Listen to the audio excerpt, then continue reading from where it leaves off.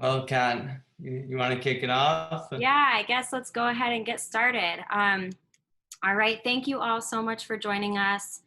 These are pretty unprecedented times, and I hope you all are safe and your families are safe, your friends and teams are safe. We're really hoping that this conversation can be helpful as all of us make a big adjustment and just take some of the stress off of a new way to work. And we're really, really thankful for the GitLab team and for Darren for joining us. Um, to get started, I just thought we'd kick off with some introductions so you know who's on the call. So I'm Kat. I work at Two Sigma Ventures and lead our talent efforts here. I have Mickey here with me, who leads comms and marketing efforts at Two Sigma Ventures. And if you are not familiar with Two Sigma Ventures, we are a VC firm based out of New York City, currently distributed across the country, but usually there. We invest primarily in seed, Series A, and Series B startups across a wide range of different types of industries, including enterprise technology, consumer tech, biotech, with the underlying thesis that all companies use data science or advanced engineering to transform their industries. We're really excited to have we've made about 70 investments thus far, including GitLab, and really excited to have Darren Murph, the head of remote at GitLab, joining us today. They have a team of about 1,200 employees across 67 countries. So with that, I'll hand it over to Darren to tell us a little bit about his background, about GitLab. And if you don't mind, Darren, we'd love to hear the best Zoom background you've seen from GitLab employees. Yeah, sure. Thanks so much for having me. And to all watching, thank you for being gracious with your time and joining. I hope you'll find this very useful. So I've worked my entire career across the spectrum of remote, from hybrid remote all the way to all remote now at GitLab. I will say it's a lot easier to work remote these days.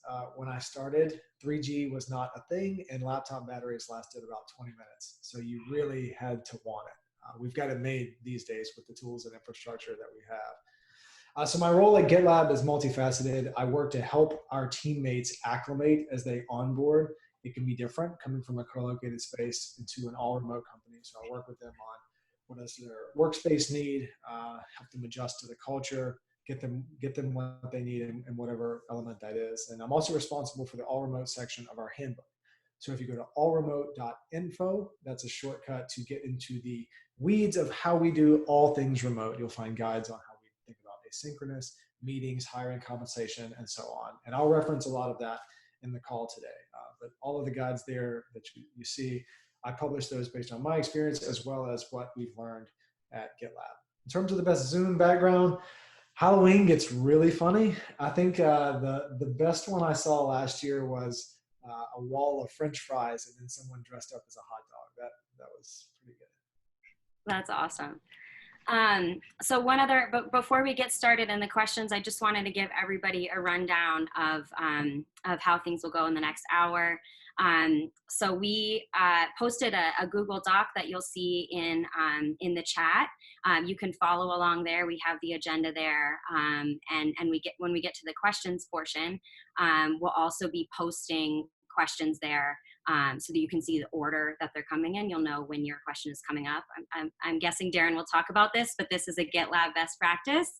And then we'll spend about the first 25 to 30 minutes. I'm going to ask some questions that we've heard from founders and that our team has been thinking through as we move over to remote. And then we'll spend the second half of the call opening it up to Q&A. I did just want to give everybody a heads up that we are recording this call. We were hoping to share the recording and potentially a write-up following for anybody who can't join. But in the write-up, we'll keep all questions anonymous, so you can keep that in mind. And to post a question, if you have a question, leading up to the Q&A or once we've started the Q&A, you can use the Q&A button on the bottom of your Zoom screen and post the question directly there. When we get to that portion, Mickey will have listed all the questions out in the Google Doc, and then we'll call on people and we'll actually turn your mic on so that you can ask the question and any follow-up questions directly. with that, I think we will go ahead and get started with questions. So Darren, first question that's been really top of mind for me, leading a talent function and that I've heard from some of our founders and HR leaders. Obviously, GitLab has built its culture around working remotely, and you've been able to kind of iterate and build on that over time. For HR leaders that might be on the call, or any founders that are on the call, what do you think are one or two changes that a team could make immediately to help their teams work more efficiently as they adjust? Yeah, so you're in a tough spot. If you've been thrust into a work from home environment with no planning or preparation, you don't have the benefits that GitLab had, which is we built the infrastructure for this. And so if you're being yanked out of an office where all of your infrastructure is into a work from home setting, you do need to anticipate some change. I think the two biggest things are opening up lines of communication is the first one. You're going to have people scattered all over the world, and they're all going to experience things a little bit different. Everyone's office now is different. Everyone has different internet providers. They have different home setups. There's going to be a need to provide a feedback mechanism. And we'll touch on this in a bit, but I would recommend standing up a handbook or some sort of centralized repository where people can feed back into leadership.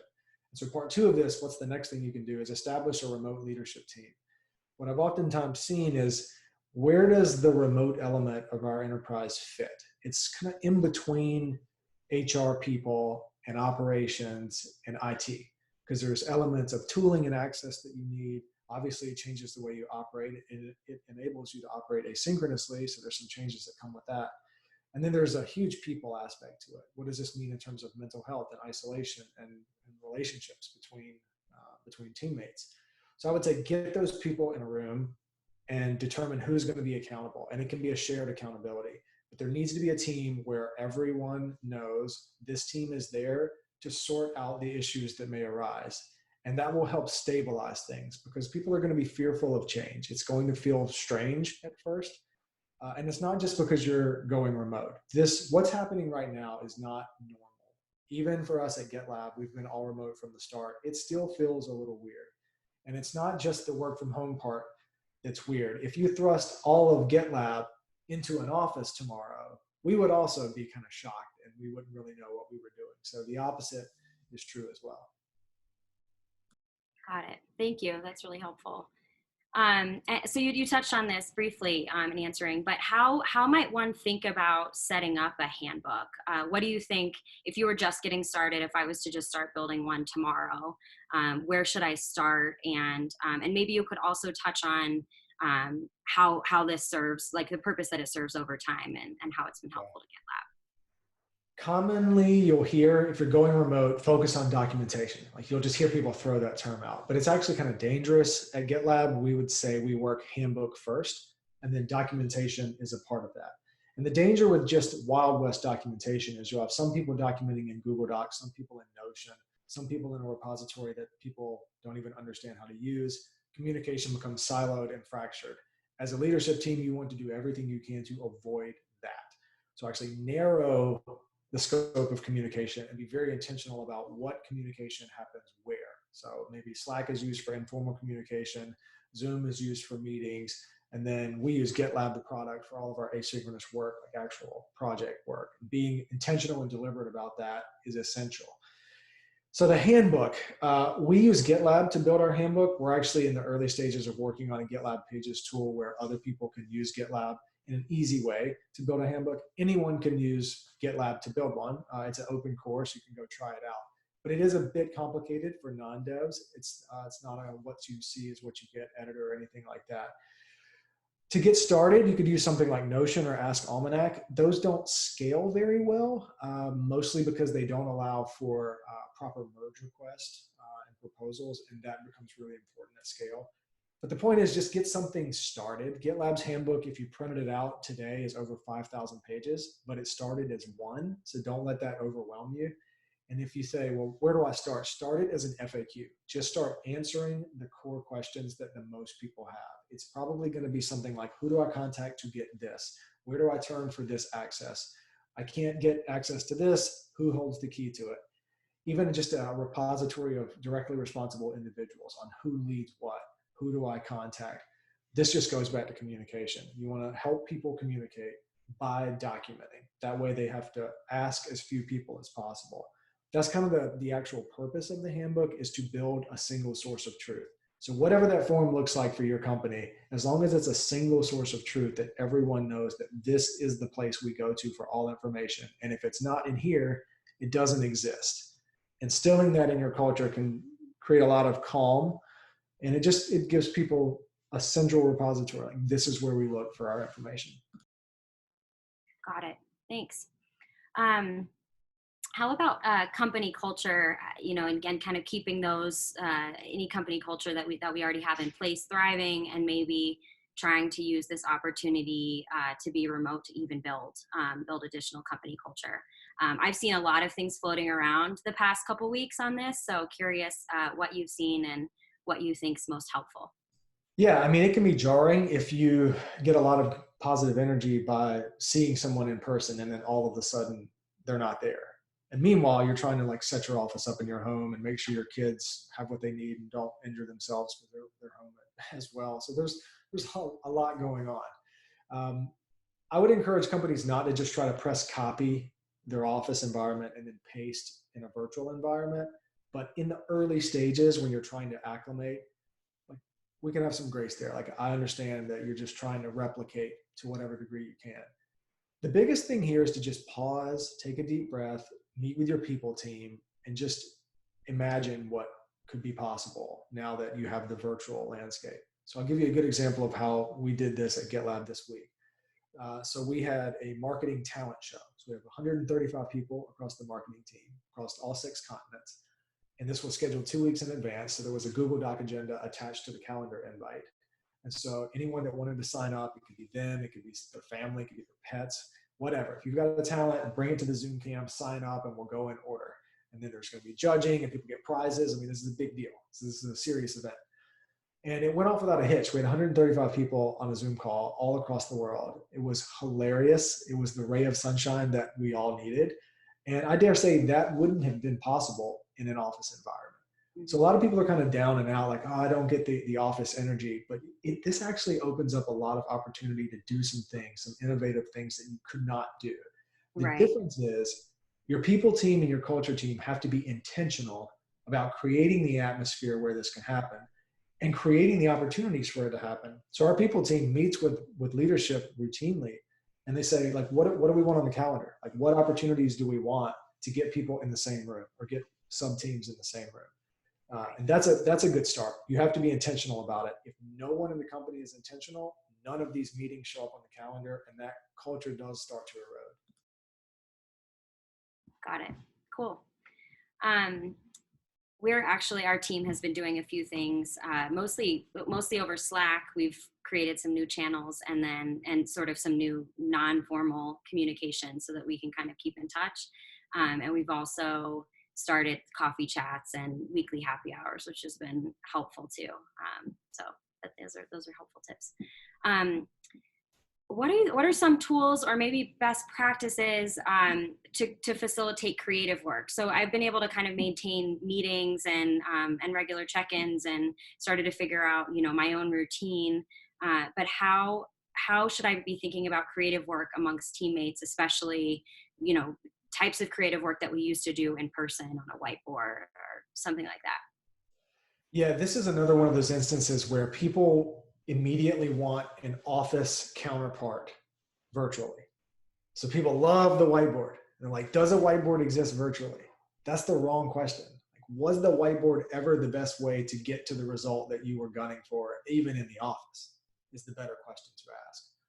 And so my take on this is like, hey, let's just wrangle 10 people, put them in a boardroom. We just broke their stream of conscious from whatever they were doing. Let's get them in the same place for an hour, and like maybe some ideas will happen. I mean, sometimes that works, but is that really the best way to do it? A great example at GitLab, just this week, we're looking at our marketing vision for the year ahead. And our CMO took time to think about, here's what I think it could be. Here's some options. Here's some thoughts. And he documented those in a GitLab issue, like an asynchronous piece of work. And then he sent that out on the marketing channel in Slack so that everyone in the marketing team, no matter what time zone it is, can have access to that. And then they have a full week to read it, ingest it, think about it, and provide a detailed, thoughtful response. And so after a week, he's going to have this amazing catalog of input that if you had forced this into a 1-hour meeting when it wasn't ideal for 90% of the team, you would end up with a lot less to work with. And so for me, it's like this gives you an opportunity to kind of deconstruct what you used to do. And if you really do thrive on like, let's just do this thing ad hoc, let's get everybody in the same room. I mean, Zoom is like that. You can totally just throw a Zoom link in Slack and whoever is available and willing can just jump into it. And the same ideas can happen. The whiteboard thing is a little tough, but you just get someone with 2 computers. One of them pulls up a screen share. I mean, literally point the camera at a whiteboard and write on it. I mean, it's kind of ad hoc, but hey, if you're in the situation where you don't have time to really plan, it is an option. Right. All right. That makes sense. Yeah. It's a good point. You can't, a lot of us are still trying to take what we've done in the office and just replicate that. And, as you've said, that's not always the best approach. So once again, I know that GitLab is asynchronous and you're on all different time zones, working at all different hours. But given many of the participants today are still going to be working, a set hours in one time zone for the next few weeks and are still adjusting, what do you think are some best practices in kind of creating a routine and setting boundaries, both for the workday and beyond? Yeah, to your point, remote allows async, but in the here and now, it might not be the best idea. You might want to try to keep people on the same page. Again, don't introduce any more chaos than you have to, like only when you're ready. So what I recommend is if you had a commute, proactively plan something in place of that commute. So this helps unblur the lines between sleep and work, because otherwise it's like, I woke up, I'm working, I went to bed, I'm working. My life is just isolated in work now. But if you say, okay, I usually give 45 minutes to a commute. So instead of doing that, I'm going to cook, or I'm going to clean, or I'm going to spend time with my kids. I'm going to go on a walk. I'm going to read a book. I'm going to call my parents, something. But plan it, like actually put it in your calendar. Like this thing is happening. Reminder comes up, this is happening. And what this forces you to do is it's kind of an on-ramp into work. So you wake up, you do this thing instead of commuting, and then you work. And then it's an off-ramp out of work. You do this thing at the end of the day instead of commuting. Because otherwise it becomes way too easy to just like fill those gaps with work. And over time, that's a great path to burnout. The other thing I would recommend is life's a little more chaotic right now. So I would say communicate with your team if you need some breaks within the day. Kind of work a non-linear work day. Like maybe you go 2 hours and then you need an hour to hang out with your kids. And then you do another 3 hours.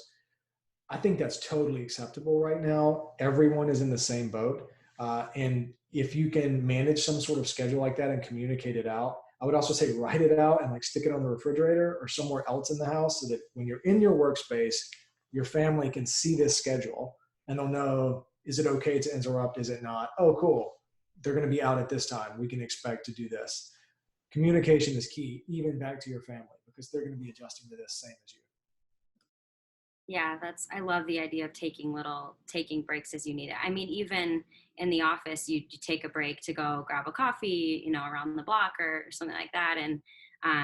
And also I've never really made that connection with the commuter time, but that is when I decompress. That's when I listen to a podcast, I read, I listen to a meditation app or something like that. So given this is already a more stressful time, it totally makes sense to utilize that time. For sure. And you'll notice a common theme. Remote makes you be intentional about everything.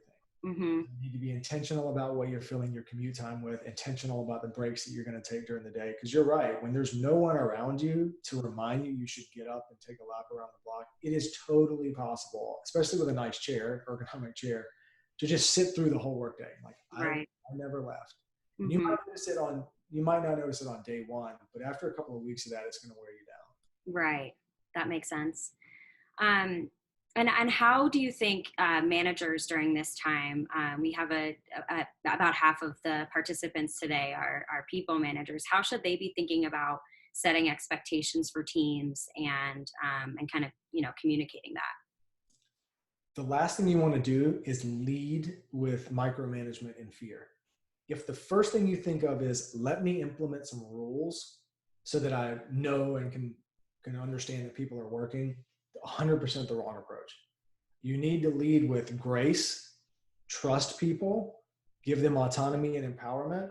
And if you're concerned that you won't be able to measure their productivity, what you're really concerned about is you need to give them better metrics, clearer deliverables. Because in theory, even in the office, if you go on vacation or you go fly around the world for a month, you should still be able to trust that they're getting their work done in the office. But that's not going to happen if the deliverables and the metrics aren't clear. So to some degree, the onus may fall back on the manager to get clearer about that.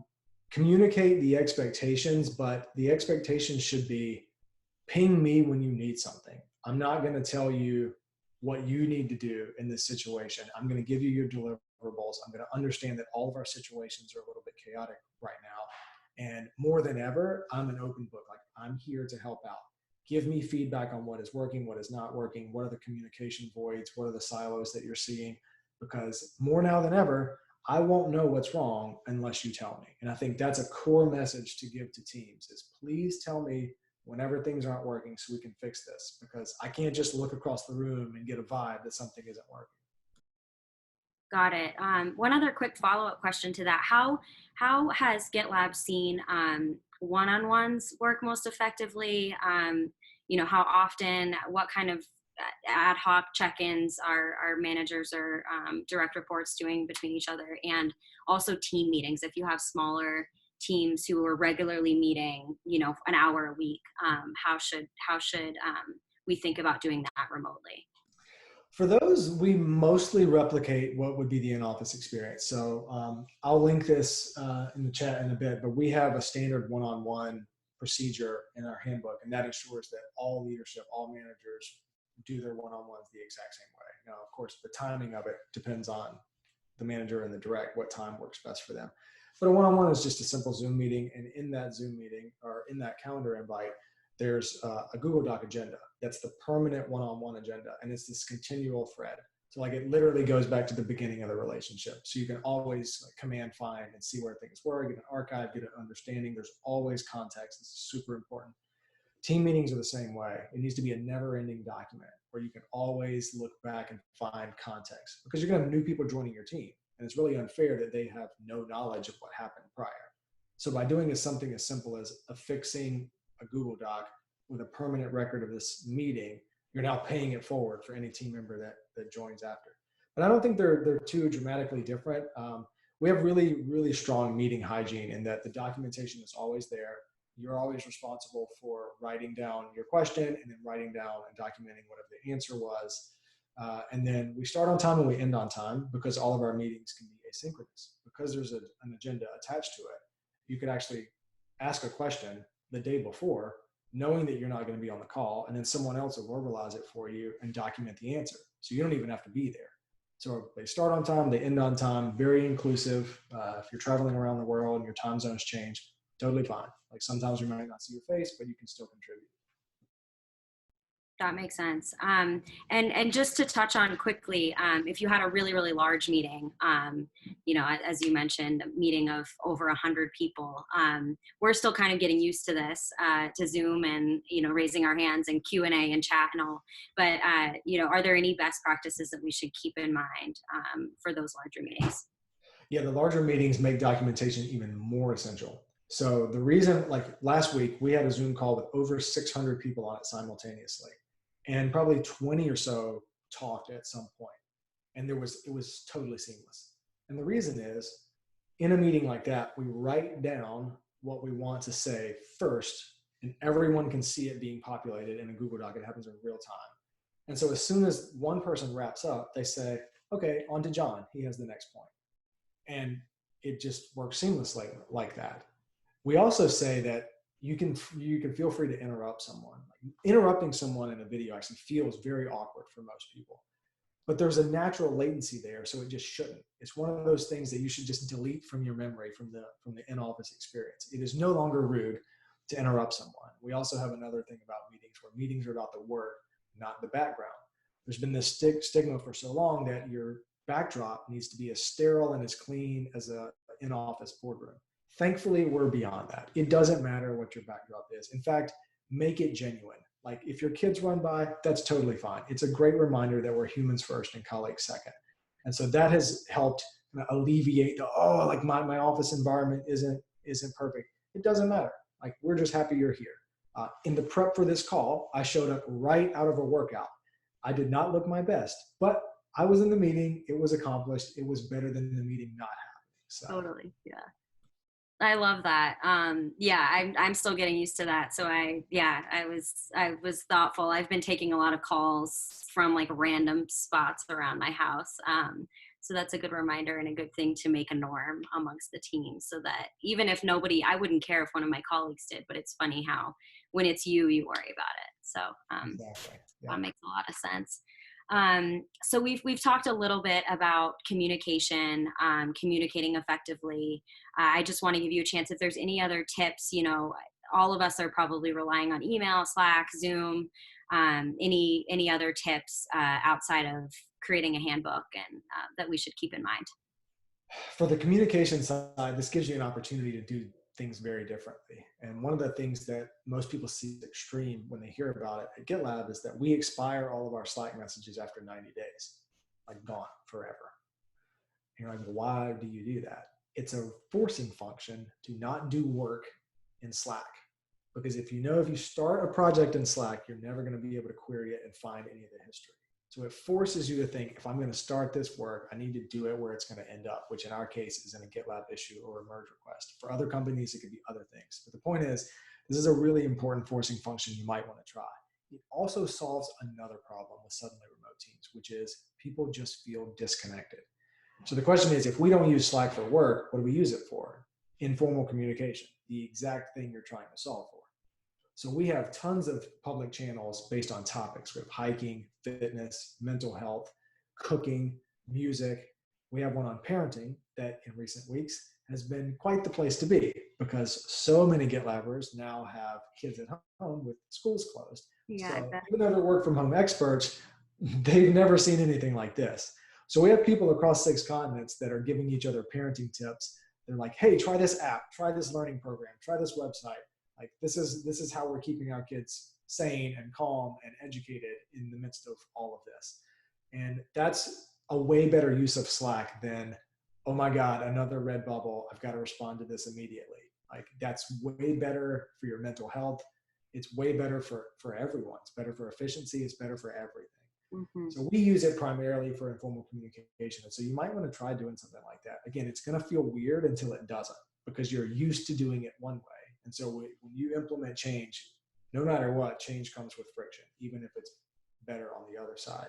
Mm-hmm. And another thing that it's enabled us to do is we've started this channel called Juicebox Chats. And so for any GitLabber, after the meeting, if you don't have a back-to-back, you can just leave your webcam on and everybody's like, whoever's got kids, invite the kids in and they'll just take over for the next half hour. So it's like sharing music and laughter and speaking in different languages. It's incredible. And of course, we can schedule Juicebox Chats as well. A lot of people, 5 o'clock rolls around, they just leave their cam on for the next hour and let their kids just have at it. It gives us a break too. I love that. That's awesome. While we're talking about kids joining, similarly in especially larger meetings, we have a long meeting once a week and you'll see kids and dogs and so on popping into the call and it just lights everybody up when they see that happen. With that in mind, how, I'm not sure if you have kids. I've got one 16-month-old, but how would you recommend, have you seen any tips pop up in that Slack channel that could be helpful to the rest of us in sort of trying to wrangle our children while we get work done? Yeah, I have a 15-month-old as well. Thankfully, my wife is home to manage him for the most part. But it's usually a combination of, hey, I tried this learning program.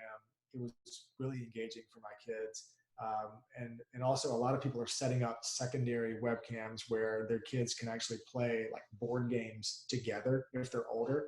You just point the camera on the board game. It's like, I move the piece and then you move the piece. I mean, it's unconventional, but I've even seen some adults playing Settlers of Catan over webcams. So like, hey, we're innovating now that we're all home together. But I think the biggest thing is just give kids a way to culturally explore when you can open up their world. Like they're in your home, but like now they have access to way more than they would have in a physical school. And I think that's just been really cool. And it allows people to bond in a human way. Like it reminds us all that we're humans first and colleagues second. And this is kind of like a forced way to make those personal relationships really, really important when we need the community more than ever. Totally. I completely agree with that. I love seeing my colleagues real world, and that's been a really fun part of, one of the few fun parts of the past few weeks. For sure. So do you have any other tips or thoughts on, you mentioned at the beginning of the call that this is a hard time for all of us for many reasons. So just best practices for us to keep in mind as we make this adjustment, both, as individual contributors and as managers, just things to keep in the back of our minds. The biggest thing is to lead with empathy. Like if you just lean into all of the changes with empathy instead of an eye of frustration, take it as like lean into it with an eye of like, what's the opportunity? How can I be empathetic in this situation? You're actually going to enable people to be more than they ever were. Because the truth is, really good workers, if you give them the autonomy to live and work where they're most fulfilled, and their life isn't totally crazy, once that gets under control, they're actually going to be better workers. And they're going to pour more into the work because they're in a place that makes them really happy. And communicating over Zoom is going to become less awkward than it is now. And of course, you have in-person moments to look forward to. I mean, GitLab is all remote, but we're very intentional about in-person interactions. And so if you see your company transitioning to more remote long-term, start putting some of those things in place. Like, are we going to get our team together once every 6 or 12 months? Like those moments really matter. But the core thing is lead with empathy, lead with trust. Micromanagement and fear is the worst possible thing you could do in a team right now. And if people are struggling through it, communicate with them, be empathetic, like give them grace, because not everyone loves working from home. Like there will be some people that when this is all over, can't wait to get back to the office. And then there will be some people who will never go back because the genie's out of the bottle and they just love the freedom that comes along with it. But everyone's different, so you can't expect everyone to react to it the same way. That makes a lot of sense. How about any other favorite productivity tips? This goes beyond just working from home, but we talked a little bit about this in the last call. Ways to remain productive is throughout your workday. The biggest thing for me, I love white space. I need time, like large blocks of time to do uninterrupted deep work. And if you don't plan for that in a virtual world, it's way too easy to just throw a meeting on someone's calendar. And then you look up and you're like, I have zero time to think today. That can happen really quickly. And so I'm very intentional about blocking out sections of time. And the whole company is like, if we need to go pick the kids up from school, if we're going on a workout, like we'll just say blocked fitness, like no shame in that. And we'll say like blocked family time, please ask before booking. Like these are the things that we put in our calendar. We block away white space. And so it's like, well, what does that have to do with productivity? I mean, it makes you more productive if you guard your time and you're the owner of your time, because it's very easy for the rest of the world to kind of dictate your time if you're not intentional about that.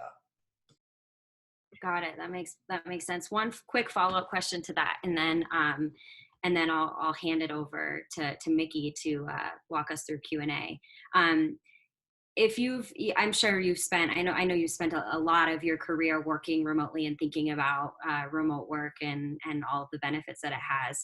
But if you could compare it to, friends or peers that you have that work in an office, is there a significant difference in the number of meetings you have? You talked about guarding your time, and I'm curious if you've seen a change there.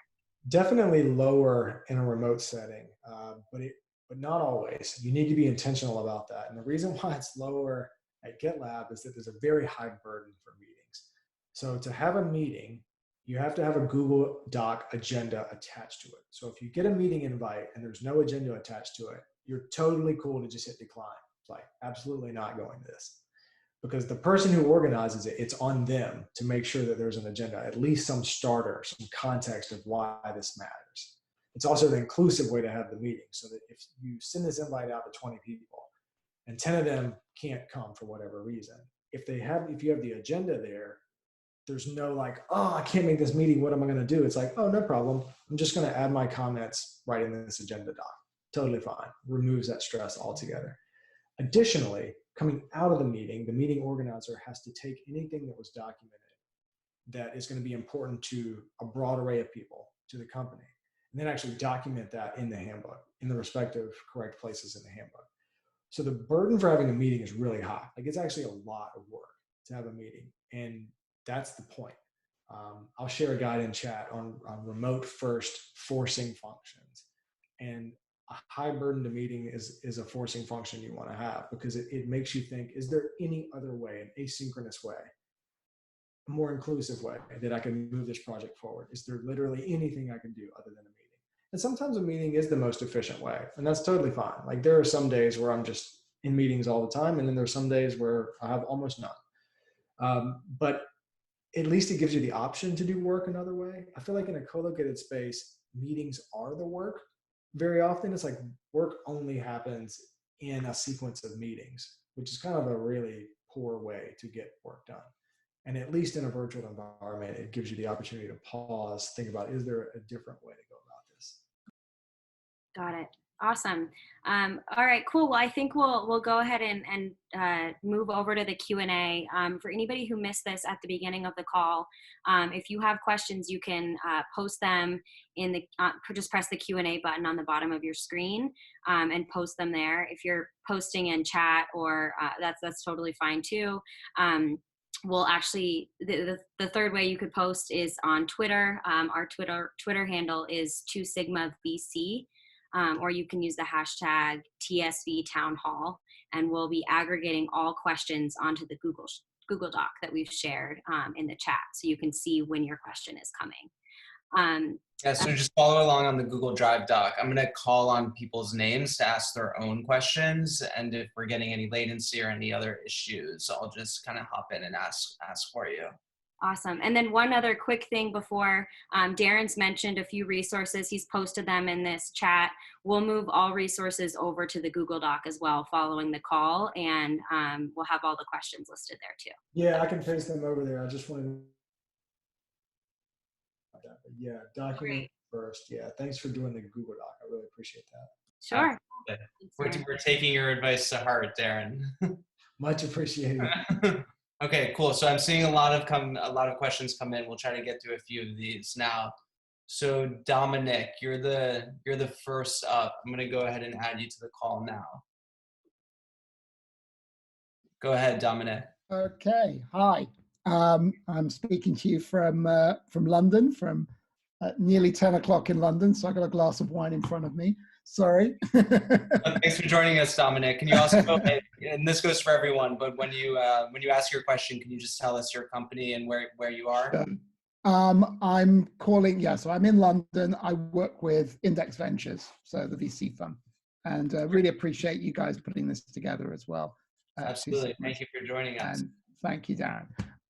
So my question was around onboarding, both like GitLab's standard onboarding process and what's the balance between remote and in-person you do with onboarding in usual circumstances, and how you're doing onboarding now, because I'm sure you've had new joiners over the last couple of weeks since lockdown started to happen, and how you're dealing with lockdown with onboarding in that circumstance, and what best practices for sort of virtual onboarding programs.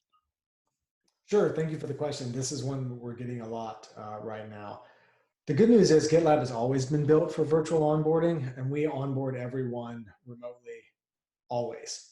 We interview people remotely. Like, we never meet in person, ever, during the onboarding process or during the hiring process.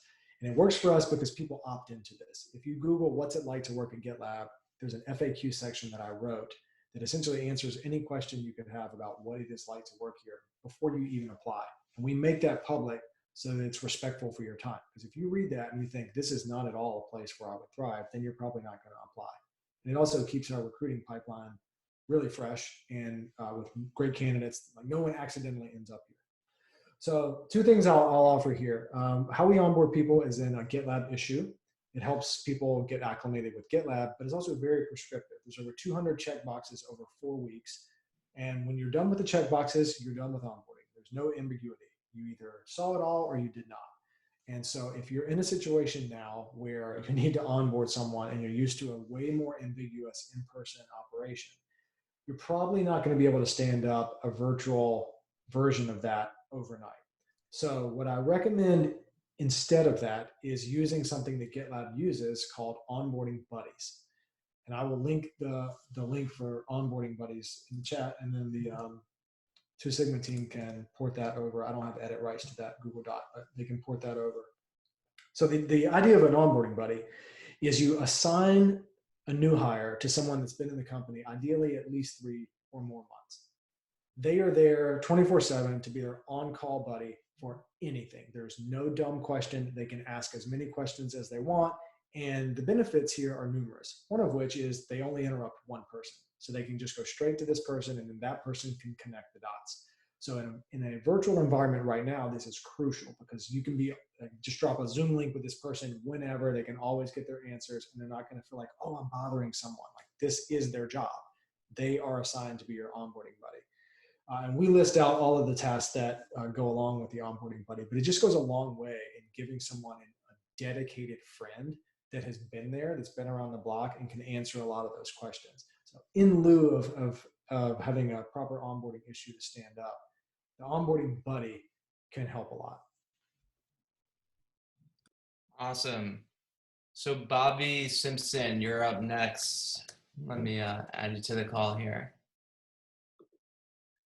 Go ahead, Bobby, you're on the line. Thanks. And thank you guys for putting this on today.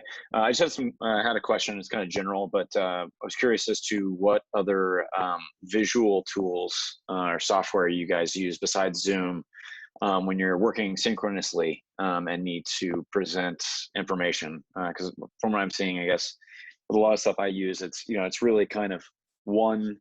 I can only show one item at a time, or can only work on one item at a time.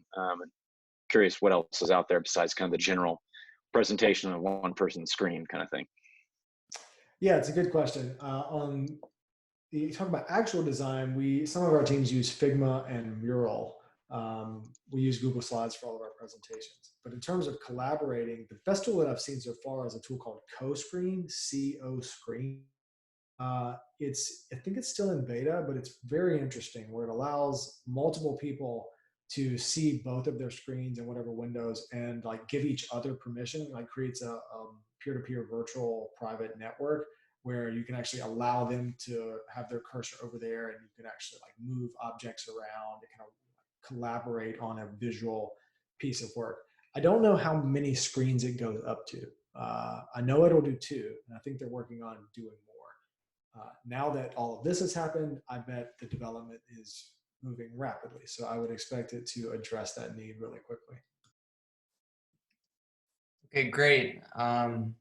Mana, you're up next. You're on the line. I see you're muted though, so you might have to unmute your mic.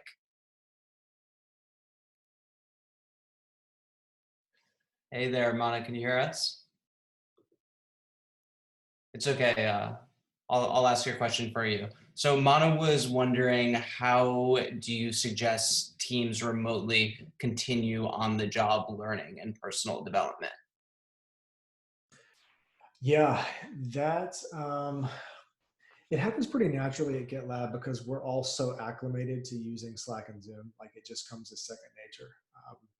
For example, if I have an issue in Git and I'm not really sure where to turn, we have a channel where it's Git help.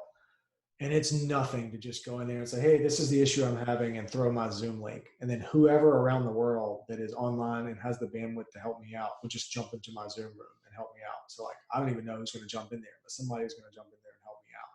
But that takes a certain amount of cultural acclimation to be okay with that. The first thing that comes to mind is just take that onboarding buddy example and extend it. Like maybe you have kind of champions of teams that they are the kind of on-call person where they sort of serve as the beacon, the sort of centralized point that you can reach out to this person for mentorship and things like that. You have to be intentional about it. Learning is one of those things that you need a student and you need someone teaching, and you just need to openly communicate about that. If that's an issue in your team, I would actually bring that up with management and do it on a meeting or in an agenda doc with a broader array of people and say, who wants to volunteer to be on the mentor side of this? We want to set up kind of some one-on-ones to make sure that learning is still happening. So Darren, I actually snuck one in here. So, as we all go remote and are kind of, leaning into a distributed workforce, I'm curious, from your perspective, kind of philosophically, what are the benefits of remote? Why would you encourage a team to go remote? I think Kat and I have seen there are some people that are hesitant, that haven't fully embraced it yet. So could you give us just a little bit of your perspective on why you think teams should be distributed? Sure. So first off, it's not perfect for everyone.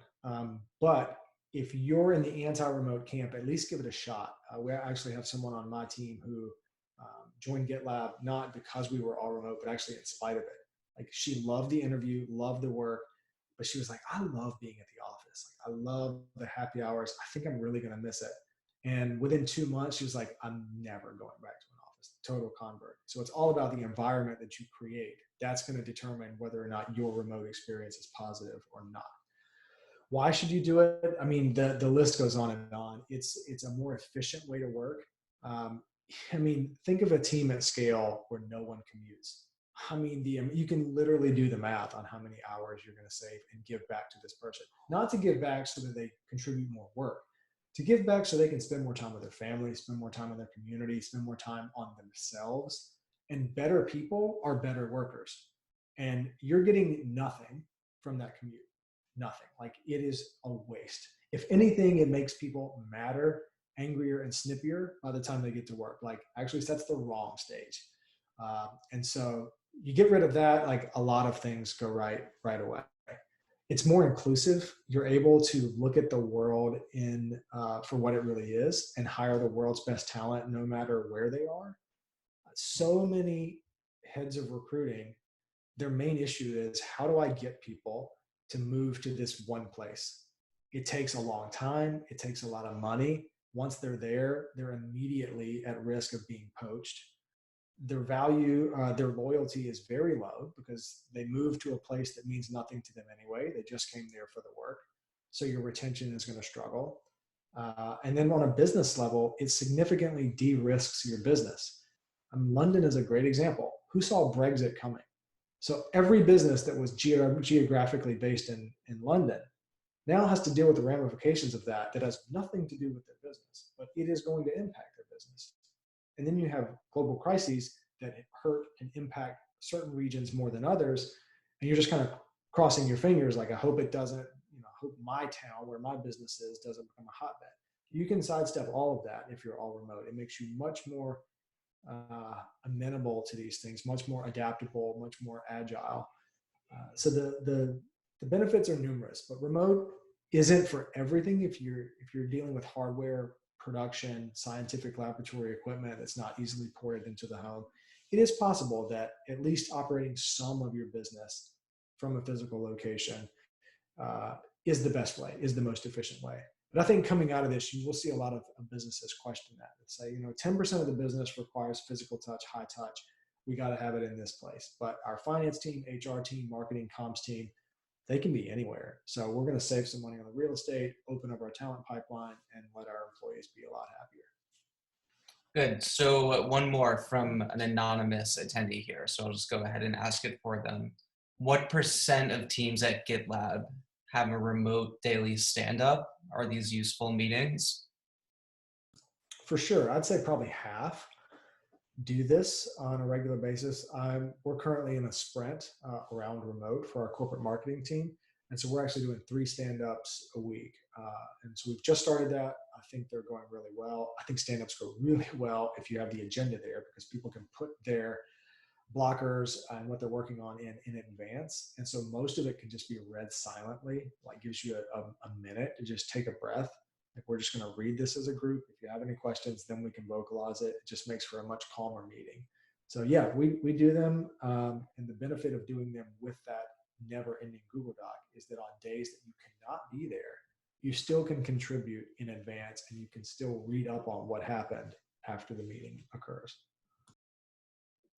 Awesome. I have one more from Francis on our team who wanted to make sure we got this in.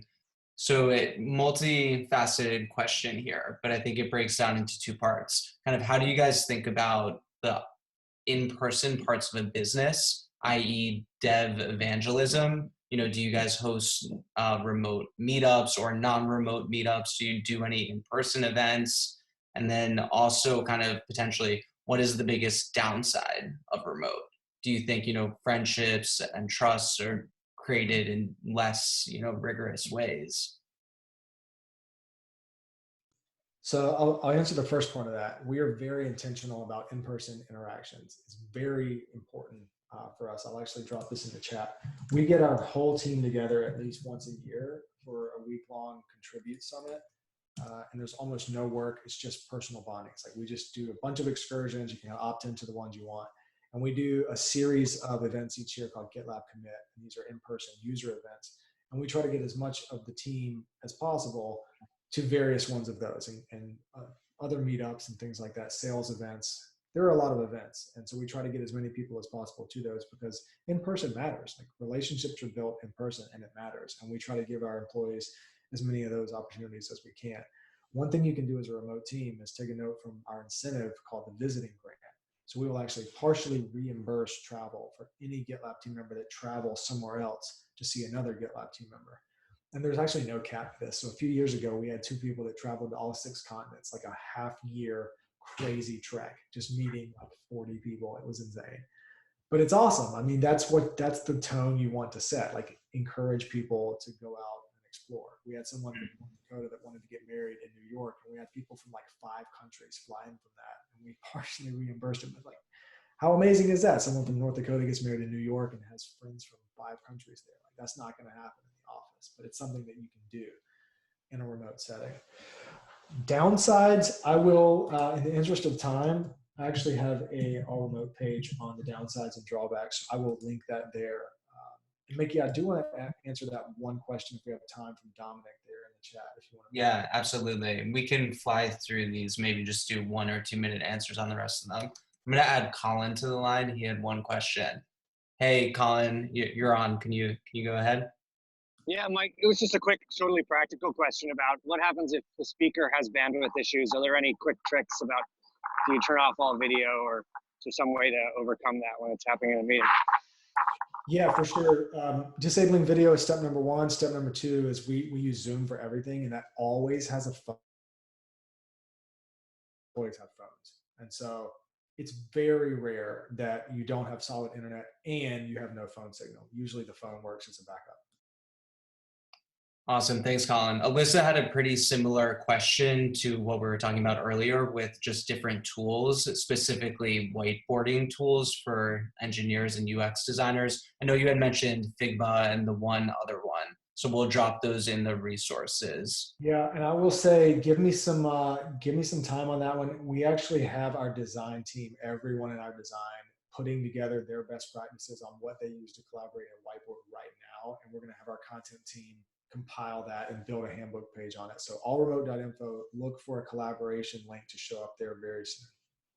Awesome. And then Julia, maybe we can come back to her question at the end if we had time. It was pretty similar to kind of onboarding and hiring, which I think we talked through pretty well.